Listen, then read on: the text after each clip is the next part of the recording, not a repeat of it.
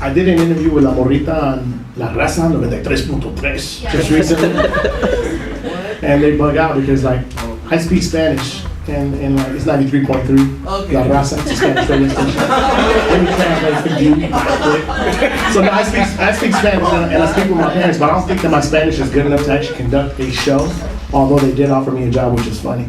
They offered me a job to come work in La Raza, playing, Voz de Mando and Ramon Ayala and all that stuff. And I love the music and I listen to the music and I can see myself there, but I think I would be doing a disservice with my Spanish because I think my Spanish is conversational, but I don't think it's good to be a broadcaster on a Spanish station. Although La Morrita, who I interviewed with, she's from Oakland. And she wrote listening to Chuy Gomez, and she said, dude, I didn't think I could do Spanish radio. I used to work with Sandra Pena in Southern California. I worked with her in Wild. And she told me, dude, try it. And she did try it, and now she's Well, she used to work for La Calle. She used to work for La Calle as well? She came to the station. Okay. And she was telling, So she'll tell you 2 seconds. I mean, she didn't want to do Spanish radio either. She did tell us. Yeah, and so I mean, I don't know. I mean, it has lingered in the back of my mind. Can I? Would I? Should I? I don't know. I haven't really laid out all my options. I'm still waiting for a few more offers to drop on the table before I make my final decision where I'm going to land. Preferably, it will be here in the Bay Area before I decide to go to LA or something. But I mean, there's some offers, and we'll see what happens. I know that controversy sells. I'm aware that controversy gets listeners and it gets people to listen. Case in point, and I propose this to you. All being from the Bay Area, the Messy Mars situation. As reported, he got robbed in Reno, whatever. They got it on World Star. They got it videotaped and everything. And then a few days later, it came out that he went to the police, like he's telling me, snitching, whatever. Would you do that story, or how far would you go with that story? I stay away from stories like that only because I know Messy Mar personally, and I don't want to get stuff secondhand. So if I need to talk about this story, I get Messy Mar on the phone. That's the way I would do it. Because we actually addressed it. What station was I on? I was on some station and we were talking about it. Oh, I was doing a blog. This guy's got a blog. Slam and Sam has a blog, and we were doing a show on, and we had just got the pictures of him laid out on his own Twitter. And I'm like, yo, something happened to Marv. I mean, we kind of got half the story, but I'm not going to respond to it because I haven't talked to Marv yet. So I didn't want to put it out there, but we just reported that he had got jumped, and there's pictures online. If you want to see them, they're out there. That's the extent of me, but that's me. Somebody else on the G would have been a little messier with the story. Would have did what she did, but that's not me. I'm not down like that. You know what I'm saying? So, yeah, I feel it. Kind of taking it back to how we were talking about interviews and stuff. A lot of the students here actually do interviews, whether on our shows or outside the shows. So basically my question is, how do you prepare for your interviews? Because I know personally, I get really nervous. As long as I've been doing my show or anything, I get really nervous. And just even preparing in general sometimes gets you kind of overwhelmed. So how do you actually handle that? Prep work. Who's coming in, whether it's J. Cole or Keisha Cole or any Cole. And they're coming in and so you want to get kind of like the highlights of what you want to talk to them about. They got a kid and you're a mother or whatever, you're a girl, you want to touch that aspect. You're like, hey, so how's the family? I know your baby just turned 6 years old. How's that working out for you? Or you got a newborn baby. You still going through these sleepless nights, or is your nanny taking care of the baby? So it depends on what kind of route you want to take into the interview. And right now, like you said, controversy sells, and that's kind of the way they're pushing us on KML. Well, ask them about, what kind of draws you wear. Really? I'm gonna let the gay guy on the show ask that question. How do you choose the material? Because sometimes that is kind of what happens where I don't want to get too personal and I don't want them to walk out, Well, you have a discussion with the artist once they come in. Yo, what can I touch? And they'll tell you, if Kanye comes in and goes, don't address my child, don't talk about him. I'm talking about my music. Right. So oh wow, did you lose power? I said, couldn't lose power. What's that like? So you have a conversation with the artist that comes into your studio. You already have your questions you kind of got, and then at that point, if they say you don't talk about this, and you start crossing them out, you can't ask about this, then kind of want to talk about this. And you can be slick about it and talk about this, then all of a sudden sneak in a question, without being disrespectful. Right. Because once you're disrespectful, you just lost that interview. And you're not like, peace, I'm cool. Has that ever happened to you? Not to me, because that's not what I play. But it has happened. I have seen this happen. You know what I mean? Like I said, I'd rather build a relationship with an artist.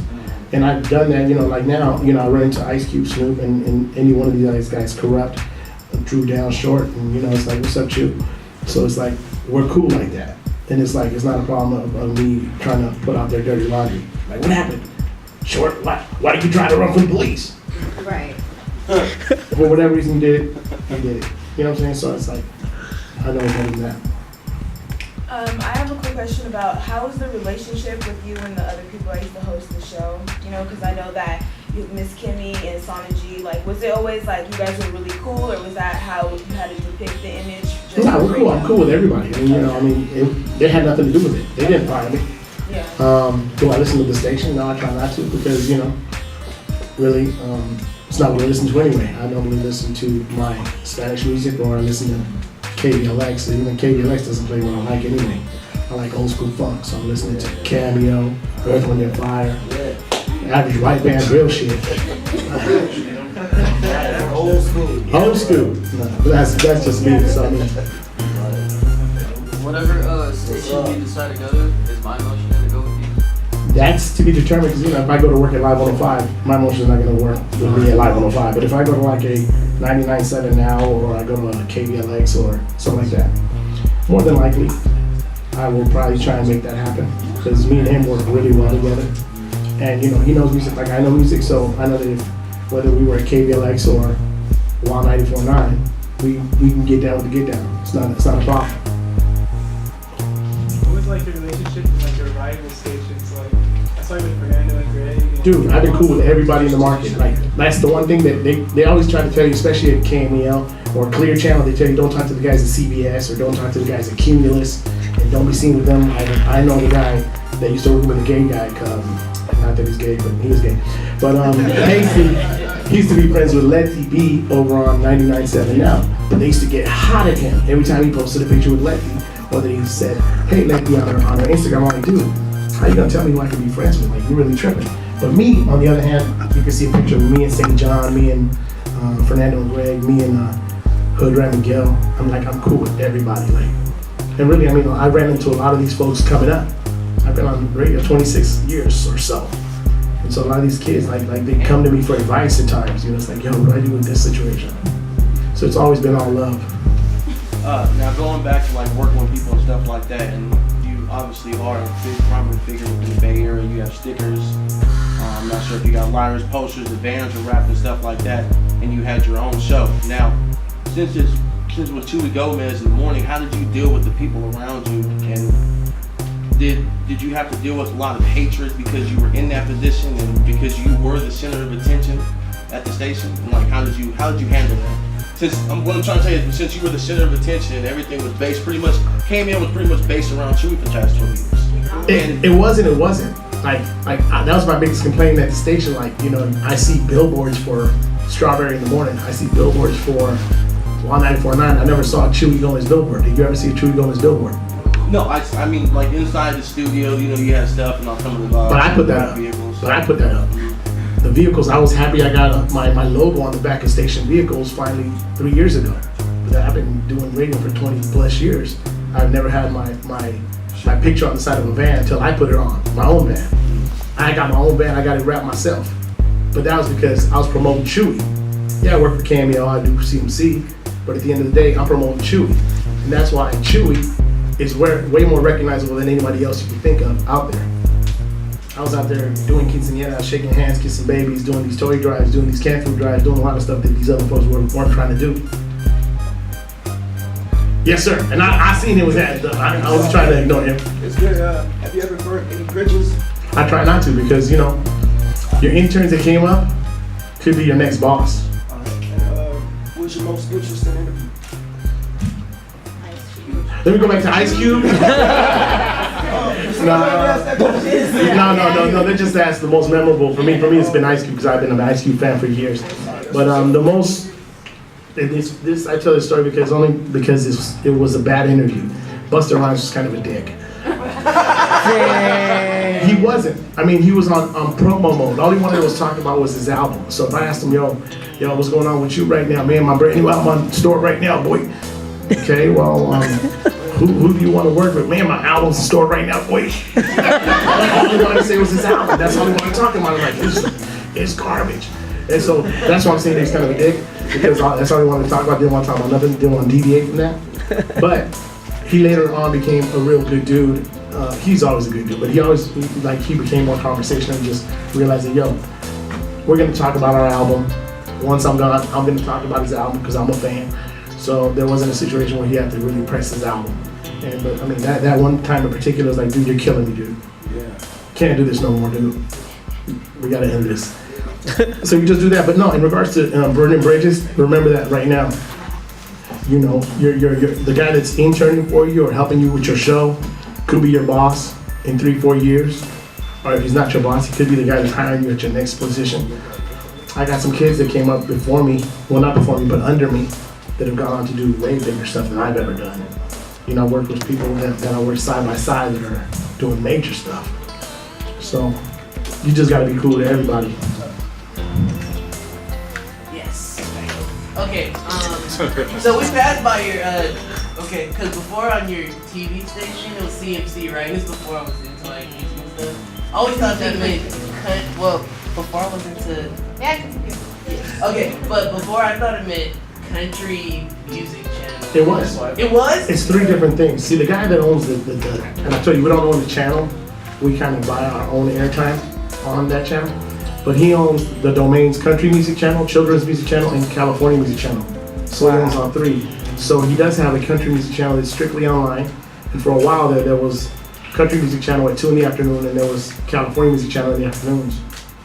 And the Children's Music Channel, he just owns it. I don't think that he's ever done anything with it. But yeah, there has been a country music channel. And so you might have seen it, not it just subliminally stuck in your head. It was just always you on the TV I saw, so I thought I was playing country music.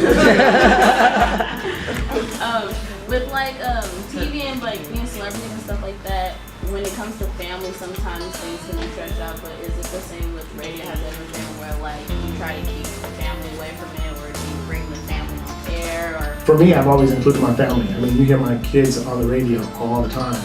My son kind of grew up with me on my lap on CMC. And when folks see him now, it's funny. Like he's like, I hate when people go, I used to see you on your daddy's lap. I mean, we all grew up. What am I supposed to be, a baby forever? He's gonna be 21 this year. So it's crazy. And I was like, folks remember Darius from sitting on my lap going, that's my daddy, he play all the jams. And it's like, it's just hilarious. And so when they see me, that's not Darius' word. So I got Darius, and if you see my Instagram, if you follow me, you see that my kids are all over it. Like I think that I am up for the people, and people see what is me, where, is it more like ruthless for like TV and stuff? Has there ever been where people got too personal with your family and stuff like that? It can be. I mean, but it's one of them double-edged swords. Like you can't be rude to somebody because they may figure they're never gonna see you again. Like I had one situation that is just hilarious to me. I'm sitting at Red Lobster with my family, and a lady pulled up a chair.